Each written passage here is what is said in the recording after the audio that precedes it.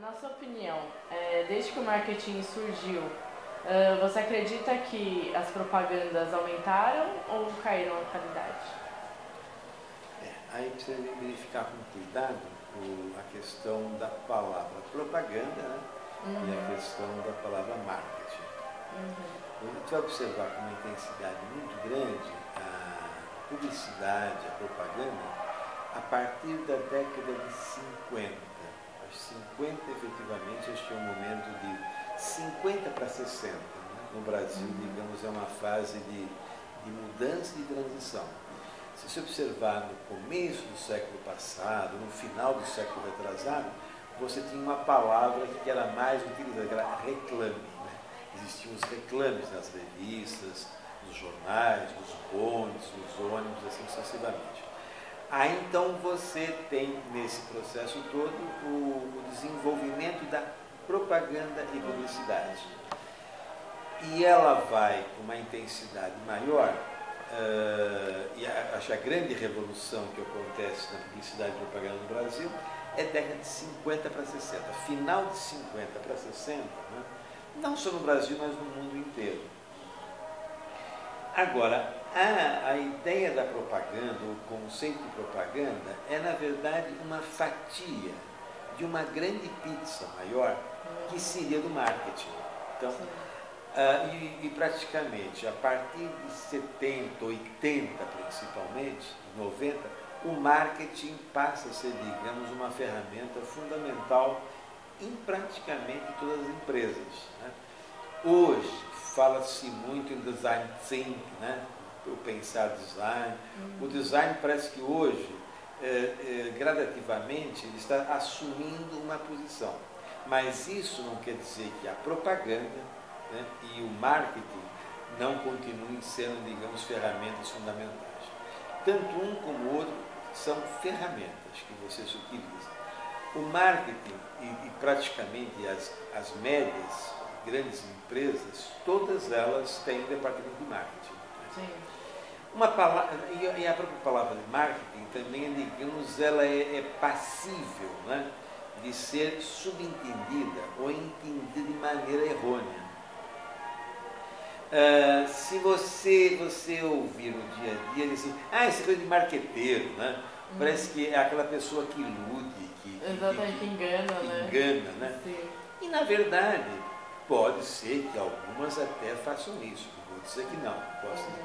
Mas a ciência e a técnica do marketing é um processo complexo, né? E se você fizer, digamos, uma estrutura marqueteira, né, você, mais dia, menos dia, você também você sucumbe, você desaparece. Então, digamos, quem cuida de um marketing é uma figura, é um profissional que tem que, digamos, entender do produto, né, entender dos meios de comunicação e, efetivamente, estruturar uma proposta que tenha conteúdo, que seja bem alicerçada, porque se isso não for alicerçado de uma forma coerente, né, não tiver uma fundamentação, não tiver, digamos, todo um plano, todo um estudo, isso pode virar marqueteiro e coisa de segunda categoria ou de um ilusionismo sem fundamento. Então, o marketing, eu acredito que ele foi tomando uma força muito grande, e aqui no caso, entre outras empresas que a gente pode sentir que isso foi trabalhado com uma seriedade muito grande, foi a Ródia. A Ródia o que é? Ela é uma empresa que produz componentes químicos. Tudo é isso. Mas ela, a partir de 60, 70, ela trabalhava diretamente ligada com a arte, com os artistas, né, e com a produção da moda. Então eles lançavam tendências, né? E isso, na verdade, tinha, digamos, um canal que era a publicidade, mas tudo isso, na verdade, genialmente dirigido pelo Lívio Ragan, esse já falecido, que era uma pessoa, digamos, que trabalhou na essência aquilo que seriam os primórdios da moda. Então, eu entendo que a propaganda é a ferramenta que constrói as imagens, que, digamos, estrutura, digamos, alguma coisa que foi definida através de um plano de marketing. E o plano de marketing antevê o quê? Digamos, o entendimento do consumidor, os pontos de venda, o merchandising, as relações públicas, os sistemas de comunicação. Ele, na verdade, ele não cria. O marketing não cria. O que eu acredito que ele administra e faz uma gerência de tudo isso. Né? Ou seja, mas cabe a esse profissional definir diretrizes, estratégias. Entre aspas, o lado criativo do processo. Como é que eu, digamos, atingir esse mercado? E as outras ferramentas, relações públicas, sistemas de comunicação, publicidade, eles que vão dar forma a essa estratégia de marketing. Uma coisa está ligada à outra, é parte integrante. E assim, que, em se pensando na famosa pizza, eu tenho, digamos, a pizza total, é o marketing, e entre eles, entre os vários segmentos, eu tenho, digamos, a publicidade e propaganda. Como um meio que articula as imagens, os textos, as informações, para, digamos, sugerir, né? ou até certo ponto, digamos, envolver, digamos, esse futuro consumidor ou comprador, posso chamar. Entendi. E quais marcas de moda você considera que utilizam melhor o marketing, as estratégias de marketing? Isso pensando em empresas brasileiras. Não, no Brasil, no geral. Né? Eu creio que, digamos, uma empresa que marcou, e até por sinal foi lançado há pouco tempo um livro pelo SESI Senac, foi a Zump. A Zump, naquele período em que ela, digamos, até hoje ela existe, Sim. mas naquele período ela revolucionou o mercado. A maneira como eles trabalharam, o Kerlakian, foi algo assim extraordinário. Eu diria que naquela época existia jeans, mas o jeans da Zump era uma coisa muito especial.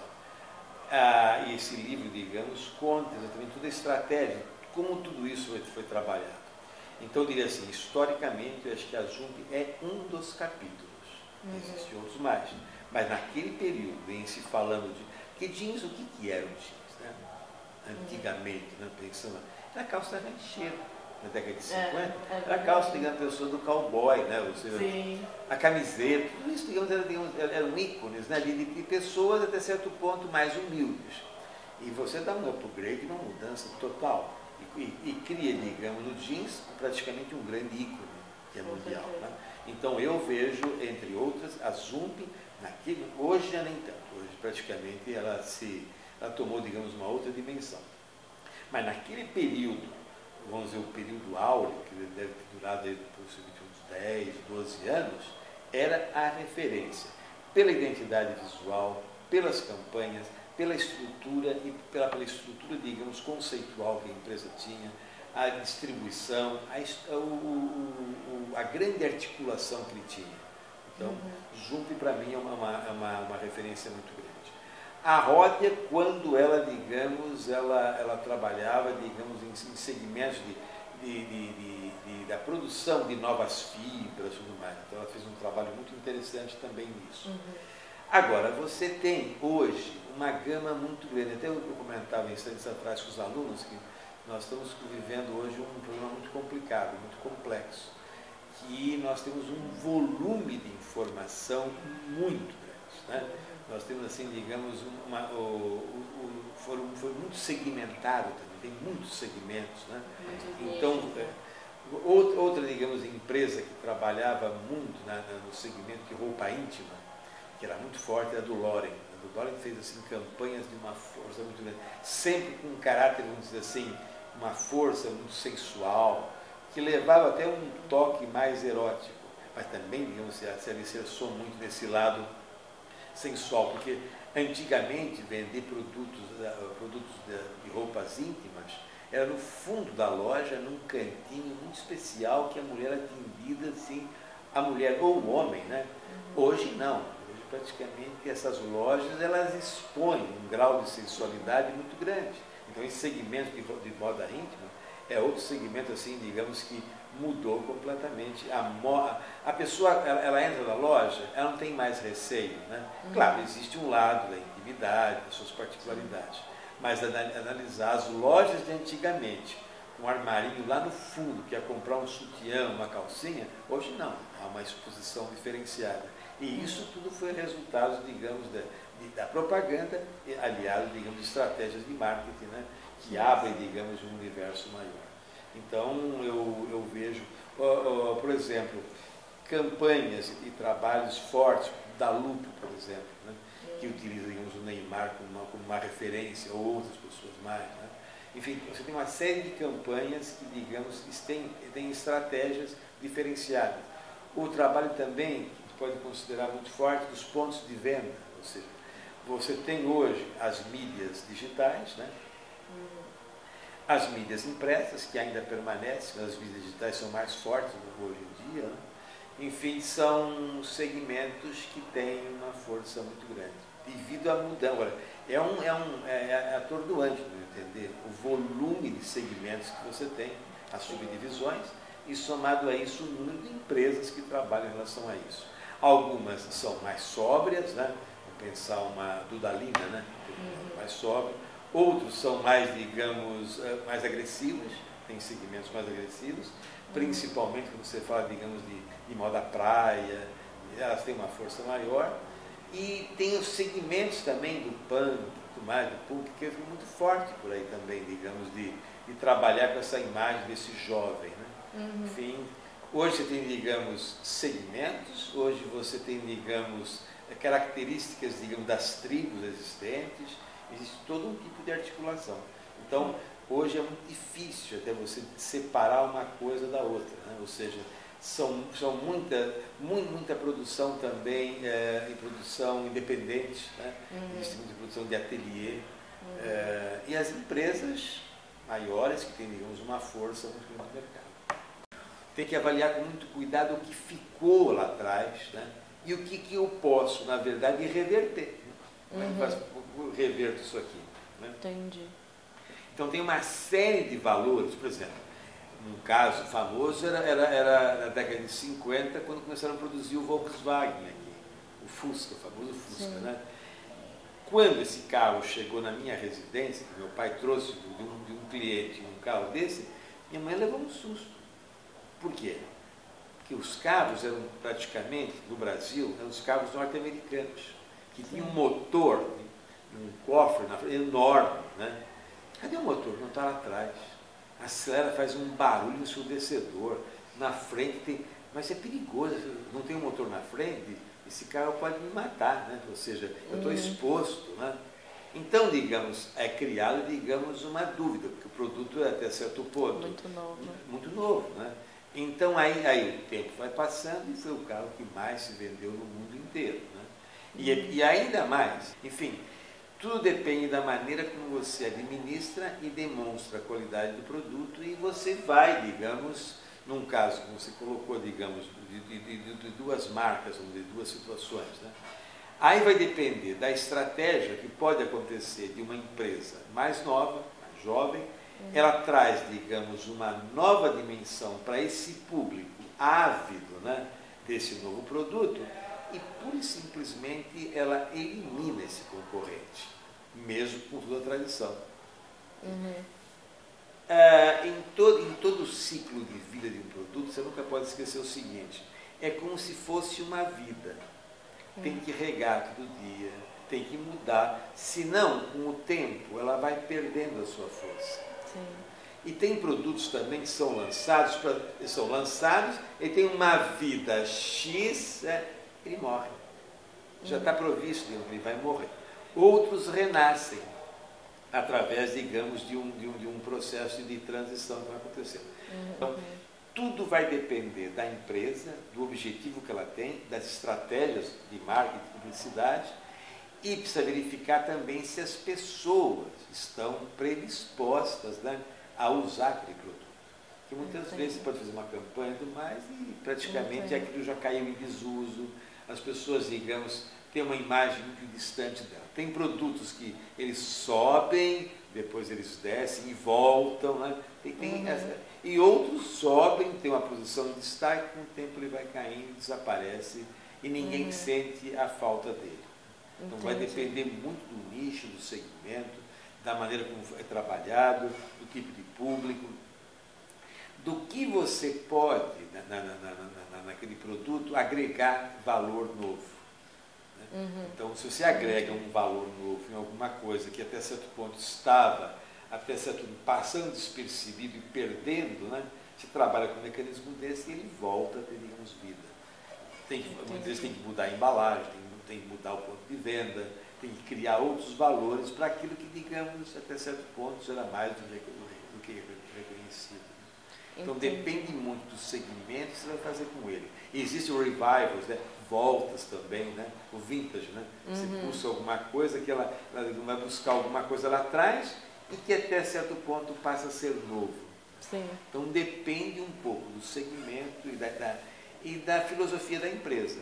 No caso da Alpargatas, que produzia, digamos, a Havaianas, dependendo, se não tivesse essa senhora lá com essa visão e até certo ponto pondo o cargo à disposição, não existiria mais, o produto desaparecia. Mas sempre aparece alguém, muitas vezes, no caso dela, né, que, digamos, até certo ponto anteviu, né, tem uma antevisão do que podia acontecer, teve o aval da empresa e construiu todo um império que hoje em dia praticamente se vende Havaianas para classe A, B, C, D e F, e assim sucessivamente, nos pontos mais diversos. Na rua Oscar Freire, ou digamos numa rodoviária, muitas vezes. O produto acabou, digamos, tendo um grau de abrangência muito grande. Sim. E você acredita que, obviamente, as mídias é um grande fator na hora de divulgação, né? Agora, no caso, a internet está bombando com essa questão da divulgação. Você acha que isso tende a durar ou você acha que é temporário? Essa questão da divulgação pela internet? Não, a internet veio para ficar. Isso não volta, não tem mais retorno. É praticamente uma... Claro, você poderá utilizar outras mídias também, mas a internet praticamente... internet, celulares e tudo mais, isso já é a prática, digamos, comum dos jovens, das pessoas de meia idade, de mais idade, ou seja, isso, digamos, sim, e isso está causando, digamos, um tumulto, uma confusão muito nas agências. Porque antigamente tinha o outdoor, né? Você tinha, digamos, a revista, tinha a televisão. Você teria um virato e resolvia o problema, né? Hoje não. As campanhas, ele utiliza várias mídias. Tem coisa que você nem sabe o que está acontecendo, mas de repente tem uma mídia digital que está lá bombando e tem pessoas, todas elas ligando isso. Então, eu diria assim que as tradicionais, quem sabe, permanecerão em alguns momentos, mas as digitais, acho que cada vez mais. A questão do próprio uso do celular, por exemplo, né?